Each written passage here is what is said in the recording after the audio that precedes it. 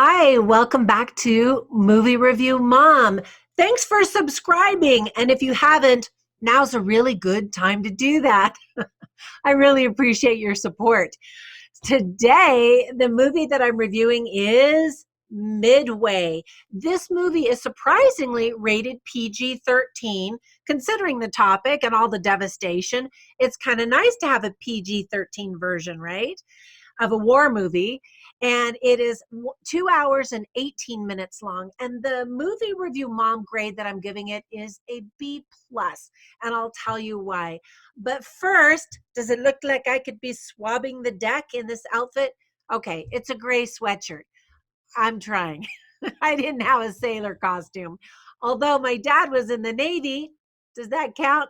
Anyway, in a quick nutshell, this movie is directed by Roland Emmerich and timed perfectly for Veterans Day in America. This is a military drama, and it presents a very energetic retelling of a series of battles that begin with Pearl Harbor and then culminate into the big turning point battle at Midway during World War II. While most of the historical facts are accurate, it paints a very respectful picture of honor, courage, sacrifice, and grit of all of these uh, pilots and sailors and military men and women. Actually, there aren't very many women in the movie, but it does a really nice job. And it's sort of a remake of the 1976 Midway movie with legendary Charlton Heston and Henry Fonda, in fact. This is actually Roland Emmerich's first war movie ever since he directed The Patriot, which is one of my all-time favorite movies. Seriously, if you haven't seen The Patriot, you should see it. It's really good. It has everything: history, romance, drama, battle scenes, humor. I really, really liked it. But anyway, back to this movie.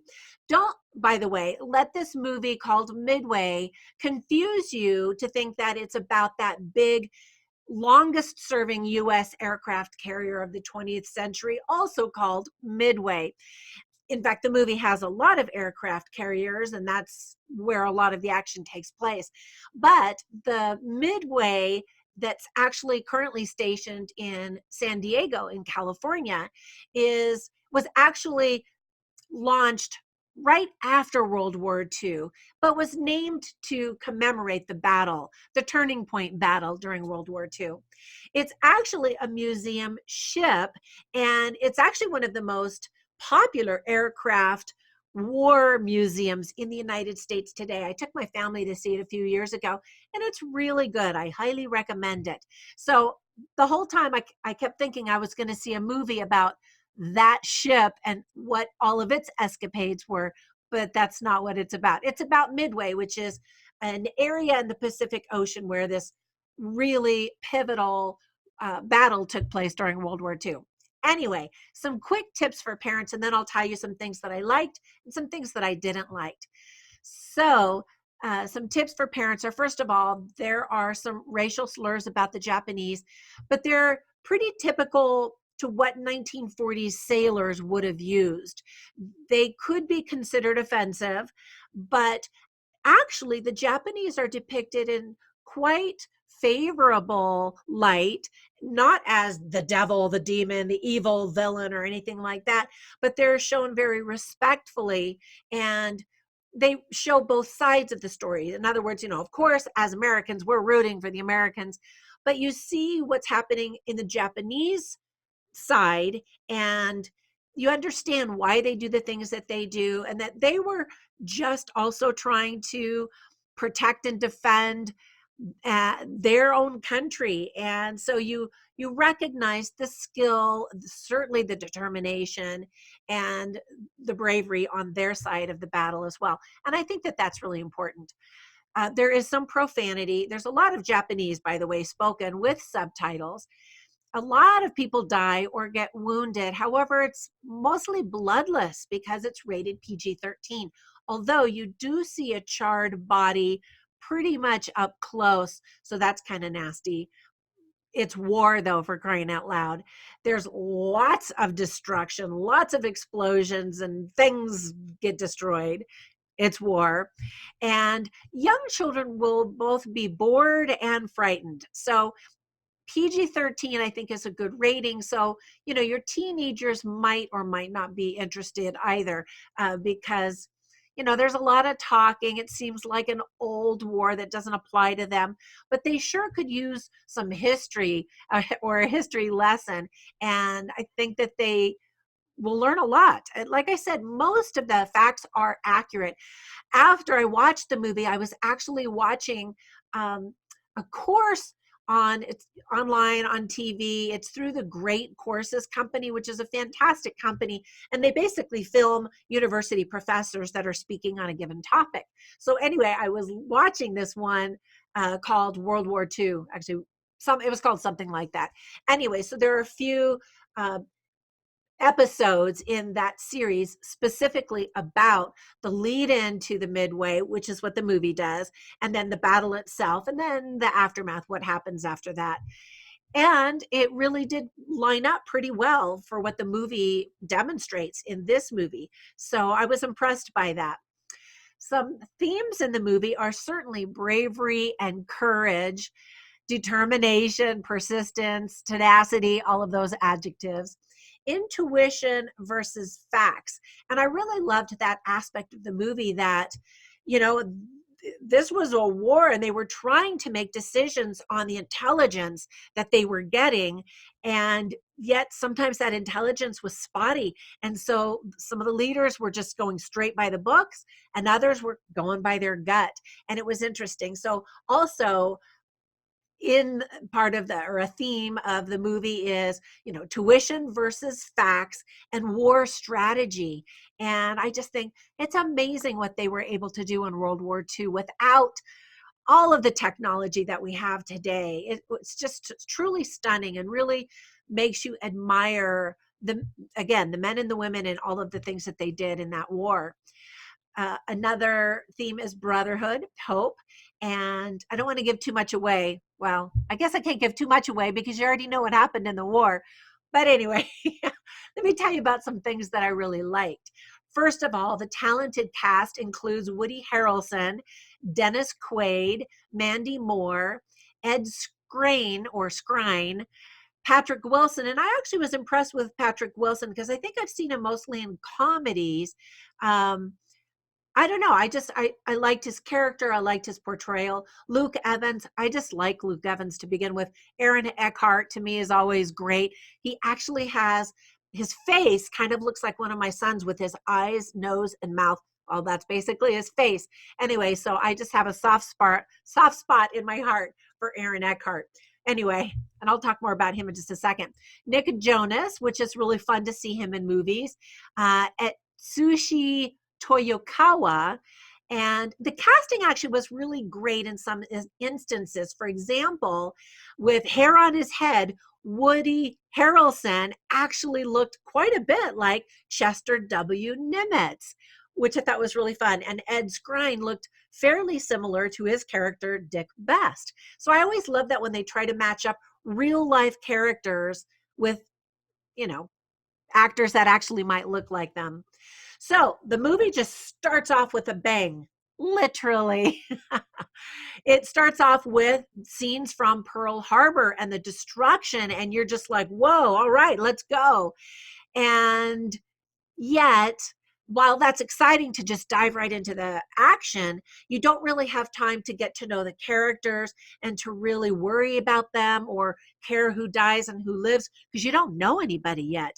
So a lot of movies will give you some kind of action and then at least give you some more character information so that you care later on. But it seems like the movie was really heavy action oriented rather than character building.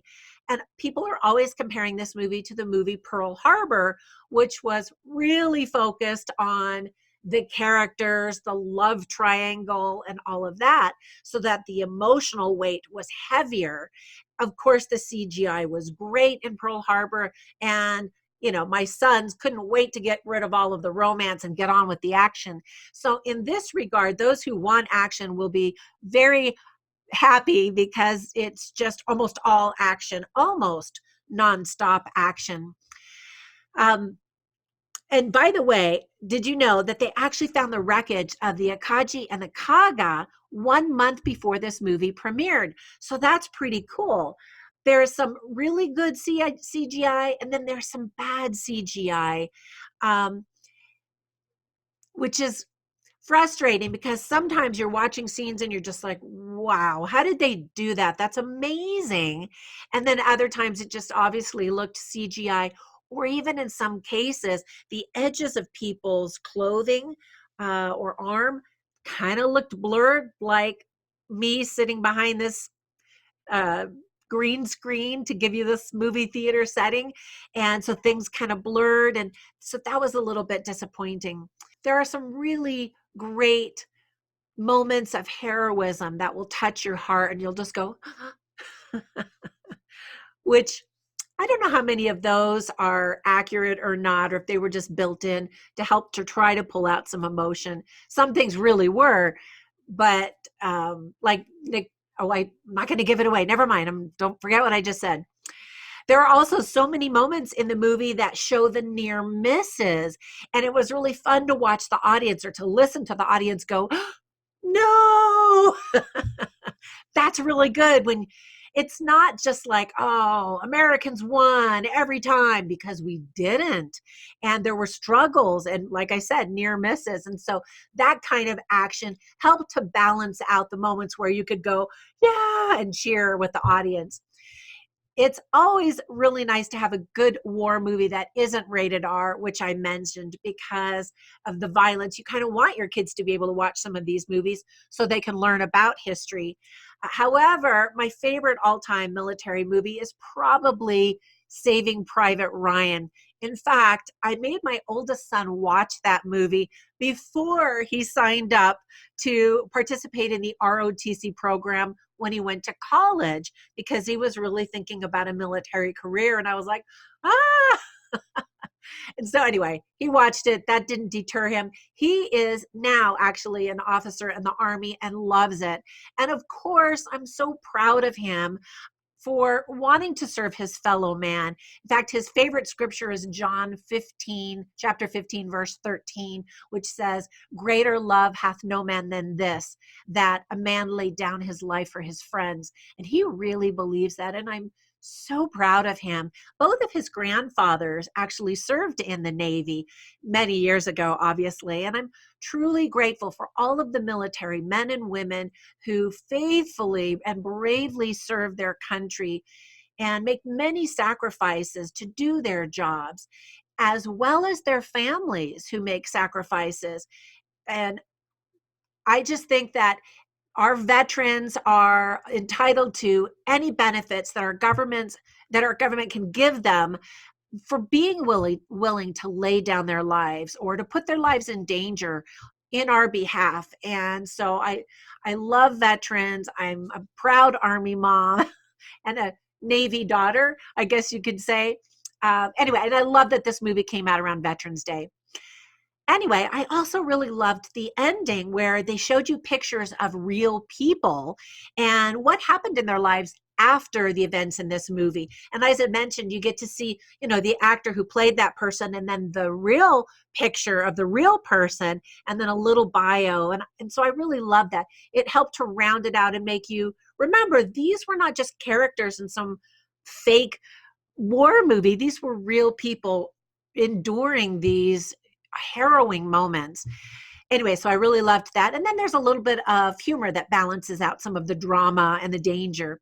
Now, a few things that I didn't like include the fact that it is rated PG-13, so it might not be as realistic as it could have. For example, the bloodless violence. Not that I want to see the blood, but compared to something like Saving Private Ryan, which looks very realistic. Some people say it kind of whitewashes the war a little bit, and I don't have a problem with that. I'm just sharing with you some of the criticisms people have had. And in fact, some people think that it's just a little bit corny with lots of war movie cliches and some stiff dialogue and lines like, attaboy, we can win, and, stuff like that. I mentioned that the characters are not very fleshed out, so the tension decreases quite a bit, and you don't feel that great sense of worry when people are in danger because you haven't had time to really fall in love with them. There are lots of characters and lots of things moving on around the world in different settings, and so it's kind of hard to keep everybody straight, especially their names when they're referring to other people. I'm like, okay, now which guy was that? Some of the accents were not very good. Ed's crying. He's a British actor and he tries to do this authentic 1940s New Jersey accent. And for the most part, audiences just aren't buying it. He's a real salty character and real cocky. And, I always look for character growth and character arc in movies. And the biggest indication that he has evolved or changed or grown is when he takes his gum off and he puts it on his little dashboard and you feel like, okay, he's learning something here. Anyway, one thing that's missing is kind of the lack of US fighter planes. And so I'm not sure why that is. Probably because the movie's focused on these aircraft carriers as all. But again, I've read complaints about people saying, where's that? And there is a scene where there's this submarine and it's really intense and pivotal to this moment. And you're like, okay, we're going to get to know these people. Nope. They do their thing, gone. You never see them again. And as I mentioned, Aaron Eckhart shows up. He has this dramatic entrance, and you're like, oh, awesome. He's going to be in the movie. Nope, not so much. I mean, he has 3 scenes, maybe. Anyway, and then you never see him again. And so you're like, okay, until the very end of the movie, and then they kind of tie up whatever happened with him, but I kind of would have actually liked to see a whole movie of him as Doolittle with his raid to see how all that unfolded, because it doesn't really show you how the rest of his experience unfolded. And I would have liked to have seen more about that. There were some technical problems in the movie that caused the mouth audio sync to not align, and that was really frustrating. Some people didn't see it. Some people were completely distracted by it, and it ruined some of the experience for them. I'm just mentioning that it exists. I try to not let it bother me very much at all. Okay, so that's my review in a quick nutshell. I don't know how quick that was, but if you want to know more, go on to my website, moviereviewmom.com, where you can see the lines that I thought were funny or interesting or insightful, as well as some other things that I always keep there on my website. Thanks again for subscribing, for spending some time with me watching this video. I hope you enjoy it. Be sure and comment down below what you thought of the movie. I love it when we get conversations going. And be sure and click a little thumbs up that you liked this little video so that I can keep making more for you. I love movies, if you can't tell. And you probably do too, which is why you're watching this review. So I appreciate it. I will see you next time. Bye for now.